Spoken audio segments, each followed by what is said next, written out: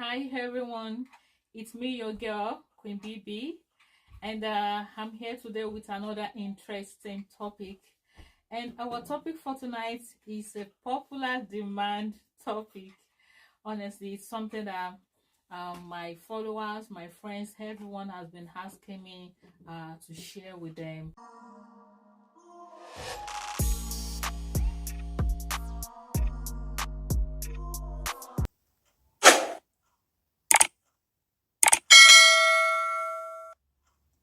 And I've always been telling them to order for me that it's not time for me to share it, but I think it is right. It is now time for me to share it.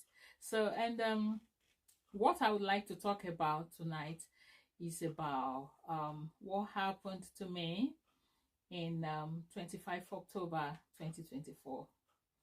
Honestly, that day was a day that I can never forget in my life because what happened to me that day was unexpected. It was unexpected, but I thank God. I give God all the glory for preserving my life. To start with, I'm gonna share the story from the beginning till the end. So it started that my younger sister, she also lives in this country, and she called me that she was coming to pay me a visit.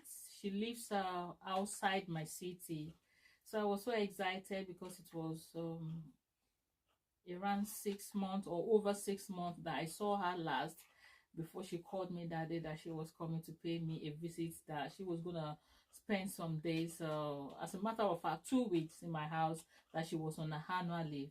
I was so glad, so excited, and looking forward to see her.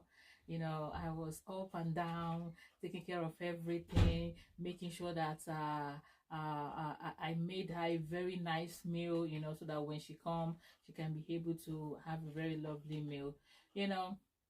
And when she came, I was the one that went to the park to go and pick her up. I brought her back home. We were all excited, we chat and everything went on well. Then we slept that night. And at the middle of the night, that same night that my sister came around, I started feeling this stomach pain, and I was like, what is causing this stomach pain? I thought it was just a stomach pain that maybe after a few minutes it was gonna go away. And it kept on going on and on and on. Over the night, that night I couldn't sleep, but I didn't want to go and tell her that I wasn't feeling fine, because I was like, someone that just came into my house that day, why would I go and wake her up to let her know that I wasn't feeling well? So I was battling with it all alone. And when it was morning time, she came into my room. And when she came into my room, she realized that I was still in bed. She asked me, oh, sis, you're still in bed, what happened? And I told her I wasn't feeling well. And she was like, you were not feeling well? What happened? Last night you were so excited, you were so energetic, everything about you was fine, nothing. I said, yeah, it started just over the night. So she herself, she felt, oh, maybe it's something that maybe when I use paracetamol or something, a pain relief med, I'm still gonna be all right. So I took a pain relief med that morning, hoping that after a few minutes I'll be fine. But it kept on going on and on, on and on, on and on. And to the extent that I couldn't even stand up from the bed. So that day I didn't go downstairs. I was in bed.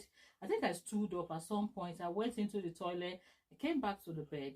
So I couldn't go downstairs, to sit with my sister in the lounge and all that. So she and she and my daughter, they went into the kitchen and make meal. And it was both of them downstairs in the kitchen chatting and all that. They were coming upstairs to check up on me if I was fine, and I kept on giving them reassurance that, yeah, I'm fine, I'll be okay soon. I'll come downstairs very soon to come and meet you guys. It kept on like that, and at some point I started vomiting. When I started vomiting, then that was when I realized that that stomach pain was not ordinary. I even didn't want to go to the hospital. I didn't want to go to GP that day. because you know, in this country, when you go to the GP, you have to wait for like maybe an hour or two before it will be your turn. So I didn't have that patient, you know, to go and see the GP that day, and that was why I didn't want to go. But when I started vomiting, and that time it was around, should I say, towards evening or maybe still in the afternoon, but it was not the time that GP could attend to me. That time, if I would have to go to the hospital, it would be A&E. So when I started vomiting, after the vomits, immediately I called the taxi. My younger sister and my daughter, they took care of me. Then when they left, then I picked my phone and I called taxi, because I knew that day I was so weak I could not drive. So I had to call the taxi to come and pick me. So I just called my daughter and I said, I'm going to the hospital now. Go and inform my sister. So immediately my sister came to me and she was like, sis, you are going to the hospital? How are you feeling? Is it so bad? I said, I think it is getting bad. So we got to the hospital. So every one of us, we went to the hospital that day, because they couldn't leave only me alone to go to the hospital. So when we got there, the stomach pain was so much to the extent that I couldn't stand up.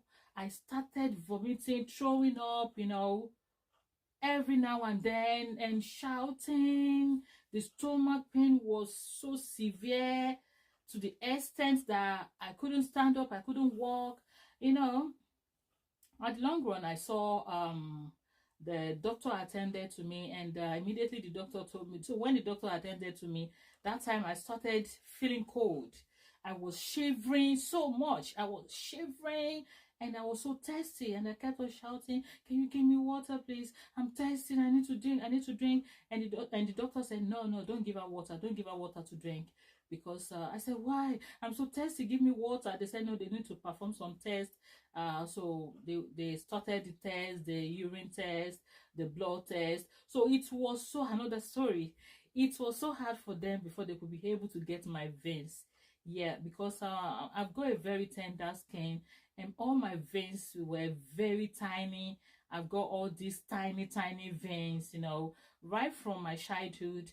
Whenever my mom take me to the hospital, it's always very difficult for the doctor to be able to get my vein, because my veins are very tiny. So they will have to be looking for it everywhere before they could be able to get the one that they will take my blood through. So that day they started looking for my veins everywhere so they could be able to get my blood test done. But honestly, they did that for 1 hour. I'm not exaggerating. They were there. They will put the syringe here. They couldn't get it. They will put it another place. They couldn't get it. Everywhere. That was how they keep putting it everywhere, all over my body. They couldn't get it. And at some point, they had to say they should go and bring a scanner, that they will use scanner to scan my vein. I think that was what now worked. So through the scanner, they were able to see a veins that they could get the blood through. So they refused to give me water, because immediately the doctor was saying, "Oh, we don't want to give you water because it seems you're gonna perform something on you." And I was like, "What?" The doctor said, "Surgery." I said, "Surgery? God forbid. God forbid. God forbid. Never. Not me. God forbid." I said, "Please give me water to drink." They didn't give me water to drink. He insisted. He said, "Because if it is something, we are waiting for the result of the blood test. If the result of the blood test comes and it resulted in surgery, then we will not be able to perform the surgery immediately because you have drank water. So we need your stomach to be empty. That's why we don't want to give you water, you know." So that night it was like that. Then I had to wait. So while I was waiting for the result of the blood test to come, so they took me to the ward.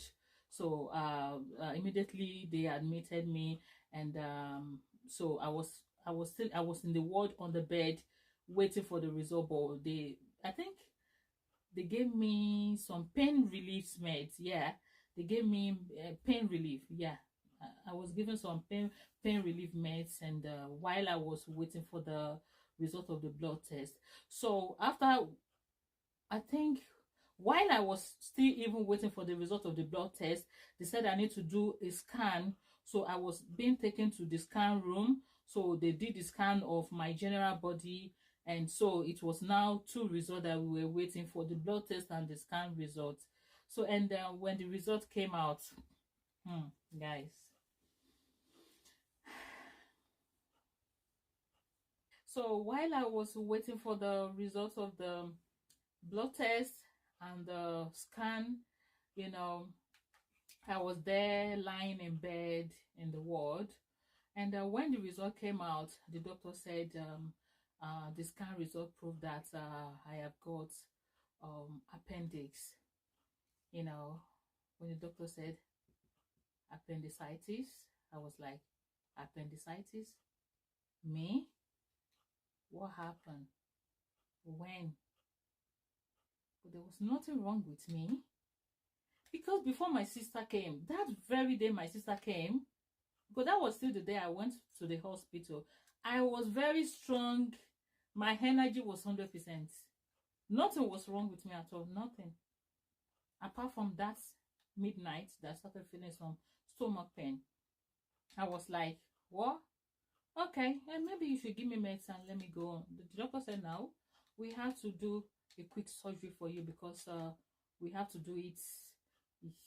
It's going to be like an emergency. And I was like, what? Immediately my mind was like, because you know I'm this kind of person that I have got phobia for surgery. I have never done it in my life, you know, if not for that appendicitis one. I have never done surgery in my life. As at that time when the doctor was telling me that, and I was like, oh my god, this great phobia that I've got for surgery. Now I can't. I said to the doctor, please give me meds and let me go. And they said, no, we can't give you meds. As a matter of fact, we have to do it with immediate effect because it is very risky. The state that it is a very delicate risk. And I was like, but there was nothing wrong with me. I've never seen any sign of stomach pain or something. I was so energetic. Nothing. The doctor said, yeah, that's what we saw, and we just have to get it out. I said, no, I'm going home. I'm not doing this. They said, no, we cannot discharge you. You can't go home. We just have to take it out. Then I was like, my sister now said, sis, please let them do it. Let them take it out. Then I started calling my family, my mom, everyone, and they were like, please let them do it. Let them take it out. And I called my son. My son too also said, mom, let them take it out. You'll be fine. You'll be fine. Everything will be all right. And they say, that day was like, honestly, the most terrible day of my life. Because, you know, I never expected such thing would ever happen to me. And not even at that stage that it was not as if I've been healed for some time or something. There was nothing. My health was just 100% till that very day that my sister came. Until that night that I started having this stomach pain. So I was totally broken. I started crying and all that, but there was nothing I could do. I just have to let them take care of me so I can be okay. So I consent in them doing the surgery. And you know, when they were getting me ready for the surgery, they were taking me in there. And when the nurses came and they were like, oh, it is time, we are taking you into the surgery room. Oh my god, I shed tears. To me, it was as if my enemy, not me, was not gonna come back again. I saw that moment like the very moment that my life was. I'm getting emotional now, guys. I'm getting emotional.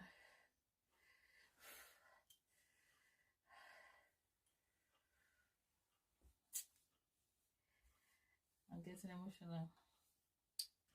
But I give thanks to God. I give thanks to God because that I see that moment like they were taking me into a place that my enemy was not gonna come back again. So maybe because I've got greater phobia for surgery, maybe that was the reason why I felt that way. So I was like that, and it was one of the nurses that now gave me this courage that, oh, you're gonna be fine, don't worry, appendicitis is just a minor surgery, you'll be fine, everything will be successful. And you know, I was taken in, and they did the surgery, and to the glory of God, it was successful. And when they took me to the recovery room after the surgery, because when I entered, that was when they took me in, that was the only thing I knew. I couldn't remember everything that happened. I just knew that they took me in, and that was it. When I even dozed off, I didn't know. So the only time I woke up was when they put me, after they had finished, and they put me in the recovery room. So I just woke up, and I saw that nurse by my side. I saw all those things that were placed on me, and they were the monitor that they were using to monitor my heart and everything, to see that I was breathing very well. So when I woke up, I saw the nurse by my side, and the nurse said, "Oh, Bimpe, are you all right?" Then I said, "Yeah, I'm fine." Then I asked the nurse, I said, "Nurse, are you not doing the surgery again?" She said, "Yeah, we've done it. We've done it. It's successful. You have been sleeping for the past 6 hours." And I was like, Jesus, so you've done it. I was so happy. I was like, oh God, thank you, Lord. Thank you, Lord. I said, where is it? Then I touched my stomach. I felt the place. And that was when I realized that, oh yeah, they've done it, you know. So after that, the next thing I asked was, where is my sister? Because my kids were not there. They had gone home. So it was my sister that stayed with me in the hospital. So I asked, I said, where is my sister? They said she's outside. I said, can you please let my sister know that it is successful and I'm awake? They said, don't worry, we are taking you to the ward now. Your sister will see you. So they took me to the ward. Immediately, they took me out. As my sister saw me, she was so happy that my sister is back. How are you? Is everything all right? Then I was just smiling a little bit. My family, my mom, everybody, they have been calling. They wanted to speak to me to know if everything was fine. So I spoke to my mom too on video call, and she was so happy that everything was successful, you know. So I was in the hospital for 2 days after that. Then they discharged me. While I was in the hospital, you know, they were giving me pain relief meds, injection and all that. So I was a bit relieved. You know, it was after I got home, then I started feeling the pains again. And guys, the pains was so much. Honestly, surgery is not good. It's not a good thing at all. The pains was so much. After I got home, all my stomach, I couldn't get up. If I would have to get up, my kudos, I give kudos to my daughter and my sister, because both of them, they were the one there for me, taking care of me. If I would have to get up from bed, someone has to lift me up, and my daughter was always there to lift me up from the bed, and my sister, both of them taking good care of me and cooking for me. And my special thanks go to God. Lord, I thank you for reviving my life, for making me to be healthy, for taking sickness out of my life. Lord, I thank you. I thank you. So now I am fine. I am sound. So guys, help me to thank God. So guys, that is my story. That is my story. And till today, I can't be able to say what really caused that appendicitis, because I asked the doctor. What they told me was that at every point in everyone's life, we get to have one sickness or the other, that they won't be able to say what really caused it. That was what they said. But thank God I am fine. So that's my story, guys. Thank you for watching. Thank you. I'll come to you another time with another interesting story. I love you guys. Please subscribe to my channel. Love you. Bye.